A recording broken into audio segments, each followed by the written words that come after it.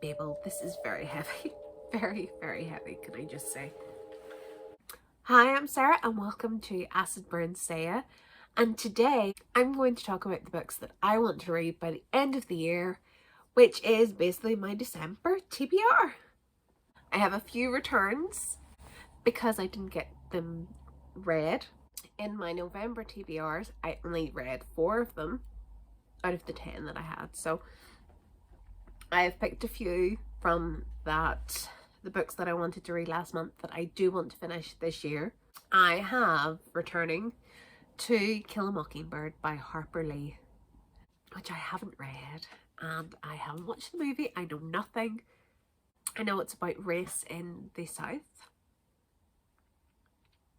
and I know it's about a lawyer defends a black man, and I'm not 100% sure what happens, but it's just over 300 pages, so I hope to get it read. If not, I'll have to go on to 2023, but hopefully I will get it finished this year. Another return from last month is Crown of Midnight by J Maas, which is the second book in the Thorn of Glass series. This follows Selena as she achieves her duties as the king's assassin. I do want to read and finish the Throne of Glass series. I don't think I will get it finished this year because I have many books of the Throne of Glass series to read, since this is just number 2. So this is on my list for the end of the year. The rest of the series is definitely on my list for next year. My last returning book, I only have brought 3 over from my November TBR list. Out of those 3, this is the one that I really want to get finished this year and read this year. And that is The Starless Seed by Erin Morganstern. And this is only because Hannah from A Clockwork Angel recommended this and said it is her favourite, one of her favourite books now. I don't know anything about it, really. I think the cover's beautiful and I know nothing about it, and I'm happy not knowing anything about it. I'm trying not to go in with big expectations or anything. I'm not holding loads of hope, but I do want to get it finished. That is my next book that I'm going to start. My current read at the moment, that everyone is reading at the moment, is Babel by F Kaung. I'm so sorry for butchering your name.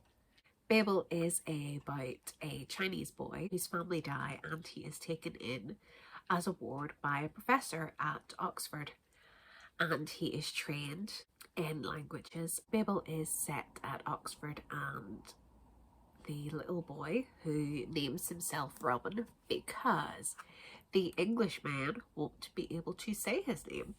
That basically sums up the book. He goes to Oxford to do translations and trains at Oxford to do translations. It's set in the 1830s. And it is a fancy book because it changes from our history with the silver workings. It is a fancy, so it changes, and it says that silver, if you put words in different languages that mean the same but aren't the same, it will have a magical power on the silver, and the meaning that gets lost in translation has meaning and words and changes. I'm still not 100% sure on the silver working and how it works, and I'm about 50% into this book at the moment. I plan to have this finished by the end of the year. Hannah recommended this. She actually said to read it as your next book. She was like, I don't care what you're reading, you must read this as your next book. I'm reading this and it's very smart, so I'm finding it a little bit hard to read fast because I'm trying to absorb everything in, because there's a lot of stuff that's going on and it's saying a lot. It has an awful lot to say. The author herself did go to, is Chinese herself, and did go to Oxford. So she studied in both Cambridge and Oxford, so she has an awful lot to say, and I'm sure she knows a lot.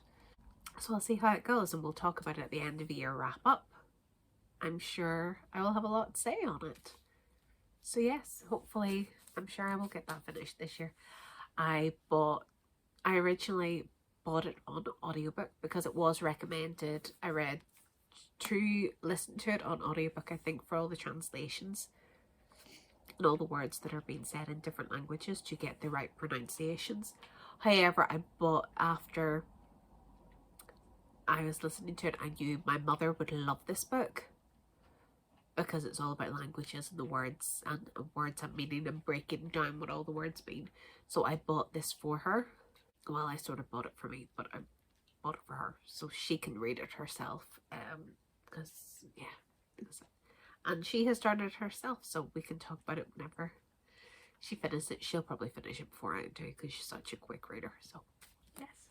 So those are my 4 books, but I want to get some Christmas reading done because Babel is very heavy, very thick, and I've read quite a few other heavy books this year.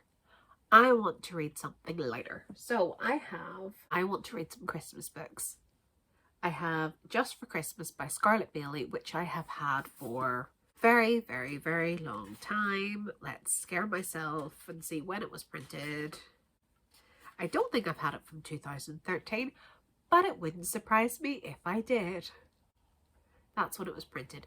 And I would like to read some Christmas books and get my Christmas books out of my area because they sit there and the only time I can read them is at Christmas. And do I? No. So I have Just for Christmas by Scarlett Bailey, which I'm hoping I have a couple of different Christmas reads, so I'm hoping I will read at least one. It says dogs, family, true love. There are some things that aren't just for Christmas, so I really don't know anything about any of these Christmas books, so I'm just reading them for Christmas. I also have The Snow Angel by Lulu Taylor, and I think Lulu Taylor, every year she releases a different Christmas book. She's very in with the Christmas books, and I know nothing. As I said, I know nothing about any of these Christmas books. A Forbidden Passion, A Lifetime of Consequences, set in 1960s London, so we'll see. It's just under 500 pages, whereas the other one is about 300, so I have a few different Christmas audiobooks between Libby and BorrowBox that I can borrow from the library, that I'm planning to borrow from the library and read to get me in the Christmas spirit.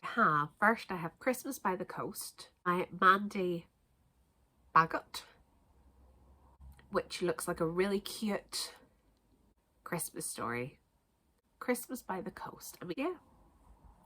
My second one is Charles Dickens' Christmas short stories. What's more Christmassy than Charles Dickens? But on the Babel thing, won't we? Because he talks about Charles Dickens. This one really caught my eye. The Parisian Christmas Bake Off by Jenny Oliver. By the title, I can guess it's set in Paris, and it's a bake off that's in Christmas. And I love bake off, so what more could I want? Winter Memory by Lulu Taylor. So another Lulu Taylor.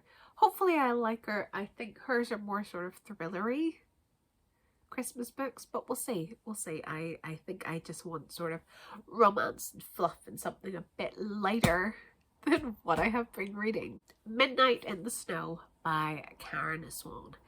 Swan is another who would do themed books, so Christmas books and summer books. She would do seasonal writing. Read any Swan, which I know she sells well, and I remember when this came out. The next one is The Christmas Escape by Sarah Morgan, which I know is in our book chart, or was in our book chart for Christmas. So I look forward to reading that, or any of these Christmas books. The last one that I have is Cupcakes for Christmas by Kate Hewitt. And as I said, I know nothing about these Christmas books. I am planning to go in blind this Christmas, so we will see. And hopefully I will get some of them read and I can talk about them in January and you can hear all about my Christmas adventures.